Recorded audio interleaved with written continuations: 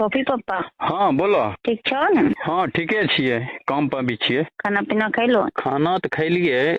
बड़ा आइ प्रेम से बात करे छो, कुछ बात आर छियै? नहीं तो बोल नहीं सके छी। एते तो प्यार से कहियो नहीं बात करे रहो, गाड़िए गलौज से बात करे रहो सब दिन। बात रही की जे करवा चौथ आ गए 2000 रूपा भेज देथन साड़ी लेथिए।